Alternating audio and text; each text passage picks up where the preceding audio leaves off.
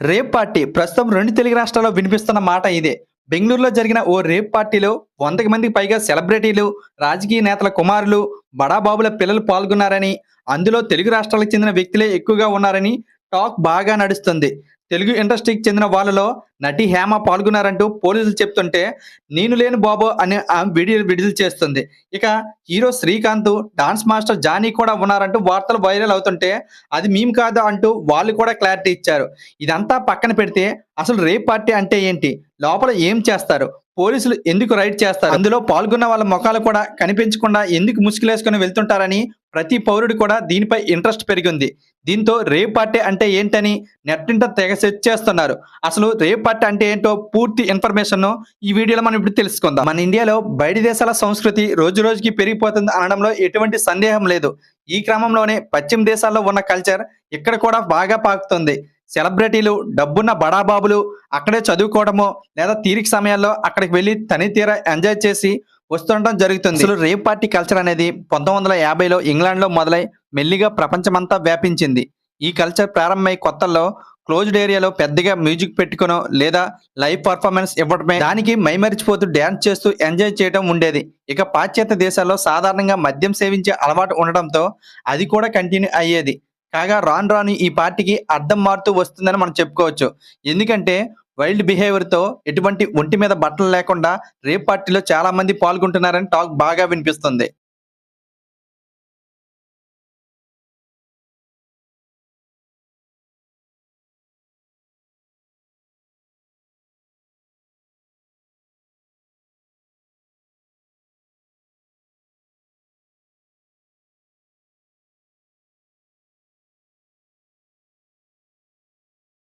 క్రమక్రమంగా ఈ రేవ్ పార్టీలనేవి భారతదేశ చట్టాలకు విరుద్ధంగా మారాయని మనం చెప్పుకోవచ్చు.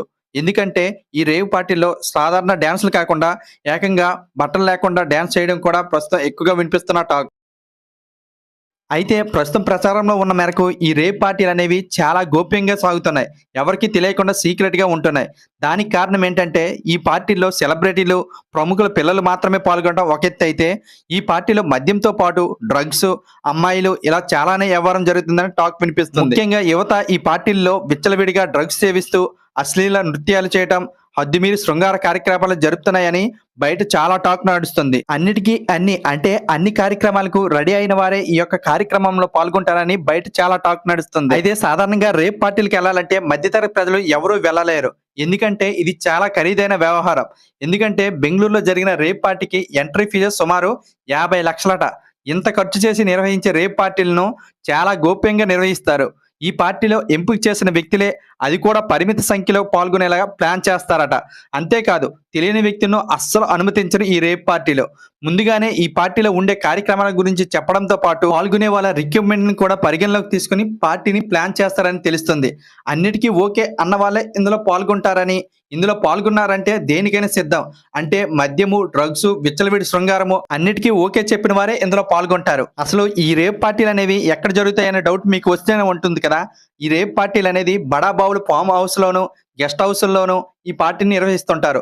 ఇది ఎన్ని గంటలు ఉంటుందంటే 24 గంటల నుంచి 3 రోజుల వరకు నిర్వహిస్తారని సమాచారం. అందుకు తగ్గట్టుగానే అక్కడ ఫుడ్డు, కూల్ డ్రింక్స్, ఆల్కహాలు, సిగరెట్లతో పాటు రకరకాల డ్రగ్స్ కూడా ఏర్పాటు చేస్తారట.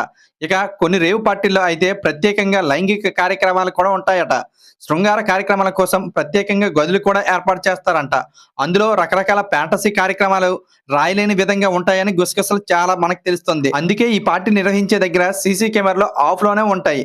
ఎందుకంటే మొబైల్ ఫోన్లు, ఎలక్ట్రానిక్ పరికరాలు కూడా ముందే తీసుకుంటారని చాలా మంది చెప్తున్నారు. అయితే మీ అందరికీ ఓ డౌట్ వచ్చే ఉంటుంది. బయట దేశంలో ప్రారంభమైన ఈ రేప్ పార్టీలు మన దేశంలో ఎక్కడ ప్రారంభమయ్యాయని.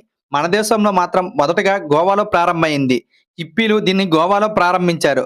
తర్వాత ఇటువంటి పార్టీల ధోరణి చాలా వేగంగా అభివృద్ధి చెందుతున్న నగరాల్లోకి పాకింది. అంతేకాదు ముంబై, చెన్నై, బెంగళూరు, హైదరాబాద్ లాంటి నగరాల్లో ఈ కల్చర్ బాగా ప్రస్తుతం పెరిగిపోతుంది.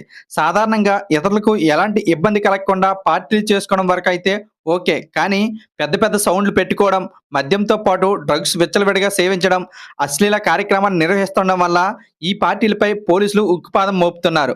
సాధారణంగా అనుమతి లేకుండా పార్టీలు చేసుకోవడాన్ని పోలీసులు అస్సలు అంగీకరించరు. ఇక రేవ్ పార్టీలంటే కఠినంగా వ్యవహరిస్తుంటారు. పార్టీలపై రైడ్ చేసి అందులో డ్రగ్స్ వినియోగం ఏమైనా జరిగిందా లేదా అన్నది చూస్తారు పోలీసులు. అంతేకాదు మైనర్లు ఎవరైనా ఈ రేవ్ కార్యక్రమాల్లో పాల్గొన్నారా అని కూడా ఆరా తీస్తారు.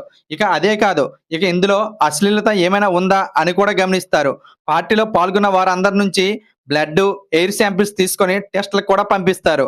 కుటుంబ సభ్యులకు ఫోన్ చేసి రప్పించి కౌన్సిలింగ్ ఇప్పించి పంపిస్తారు. అలానే కాకుండా డ్రగ్స్ వాడినట్టు తేలితే వారిని అదుపులోకి తీసుకొని మిగతా ప్రాసెసింగ్ అంతా చూస్తారు పోలీసులు. అయితే ఈ రేవ్ పార్టీ అంటే ఏంటో పూర్తి ఇన్ఫర్మేషన్ మీరు తెలుసుకున్నారుగా. అయితే మన తెలుగు ఇండస్ట్రీలో రేవ్ పార్టీలో పాల్గొని చాలా మంది మేము పాల్గొలేదని వీడియోలు విడుదల చేసి అడ్డంగా దొరికిపోయారు. దానిపై మీ అభిప్రాయాన్ని కూడా కామెంట్ చేయండి. ఇలాంటి ఇంట్రెస్టింగ్ వీడియోస్ కోసం మన జేఎన్ఆర్ రాక్ ఛానల్ సబ్స్క్రైబ్ చేసుకోండి.